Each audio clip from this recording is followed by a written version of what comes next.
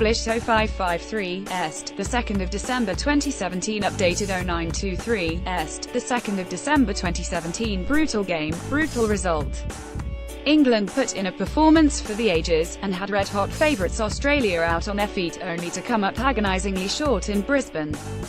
A solitary first-half try from Boyd Cameron, converted by Cameron Smith, separated the two teams at the Hooter on an evening dominated by heroic defences. Australia have won the Rugby League World Cup once again after beating England 60. A phenomenal performance by England was not quite enough as they pushed the favourites. However, had it not been for the fingertips of Kangaroos' Joshua Dugan, one of the greatest upsets in the sport's long history may well have unfolded at a scarcely believing Suncorp Stadium. With around 15 minutes to play, lead centre Callum Watkins broke free and had the line in sight.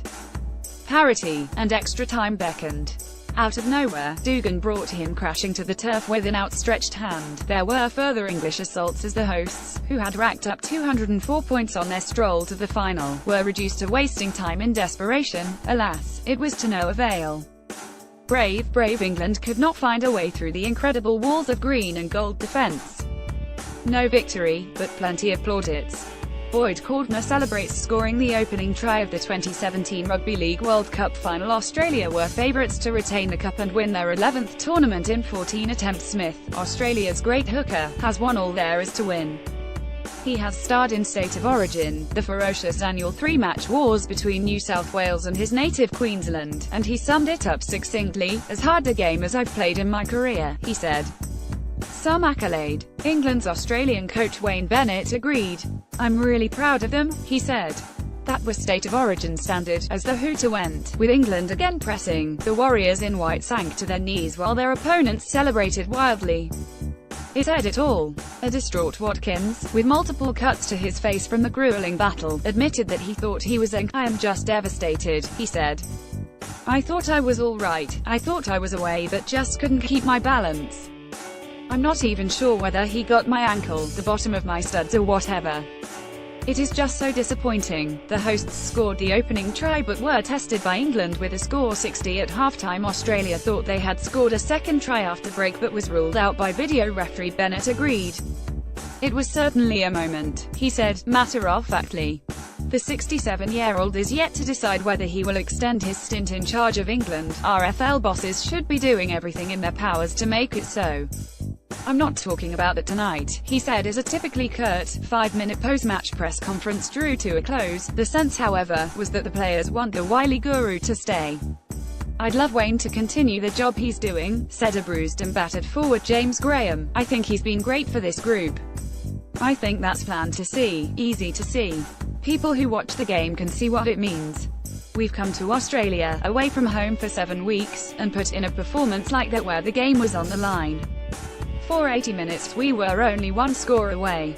He gets my nod. England had a mountain to climb and were not helped by the loss to injury of hooker Josh Hodgson and captain Sean O'Loughlin. To say they were not fancy would be like stating that Australian cricketers are partial to the odd bit of sledging. England made several chances in the second half at the Suncorp Stadium but could not score. No World Cup final win since 1972, as Great Britain.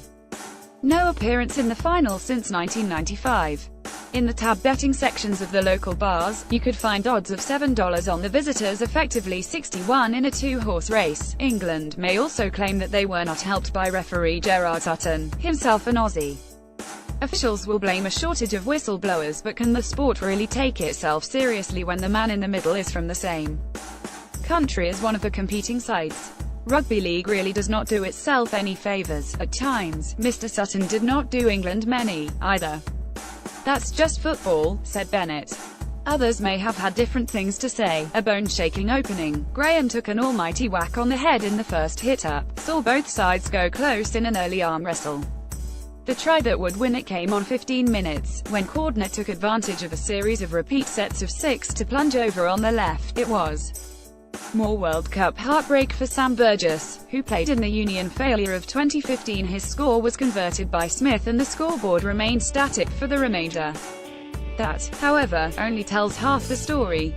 A seesawing second stanza saw Australia gain the upper hand first and have a try disallowed for obstruction. Somehow England managed to regroup.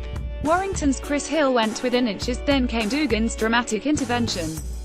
Still England pressed with Australia, incredibly, rocking like a punch-drunk heavyweight. Again, the men in white sensed blood. 2 minutes remained when Onokon gave them the ball 30 yards from the line. Again, they could not find a way over. One final effort, as time expired, was stopped for a forward pass. Fittingly, Mr. Sutton had the final word.